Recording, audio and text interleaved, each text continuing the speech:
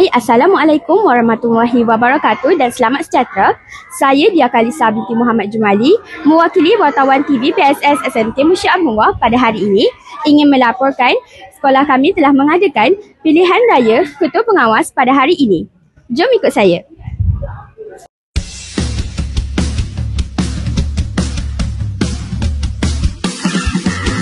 Jom kita mengundi, jom kita mengundi, jom kita mengundi, jom kita mengundi, jom kita keluar mengundi.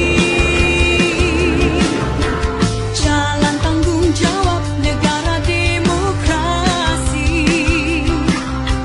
Jangan kata tiada masa atau politik.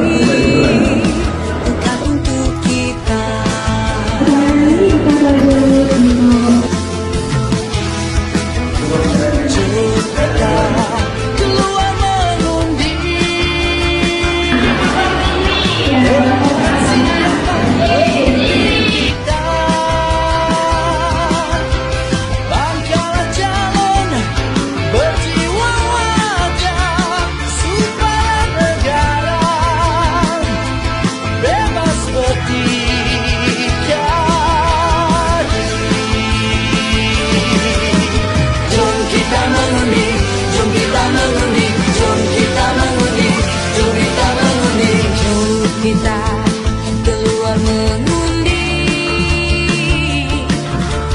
kalau tidak kita yang rugi. Mandat diberi kepada yang berwibawa, memacu negara ke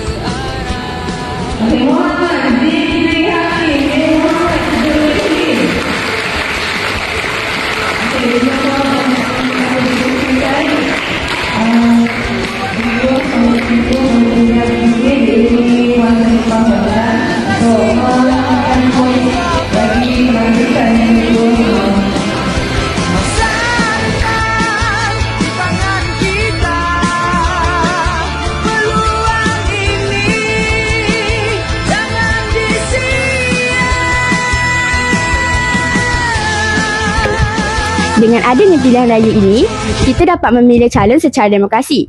Oleh itu, setiap keputusan haruslah diterima dengan hati yang terbuka. Sekian dari saya, Dia Kalisa binti Muhammad Jumali, melaporkan untuk TV PSS SMK Mushia Abdullah.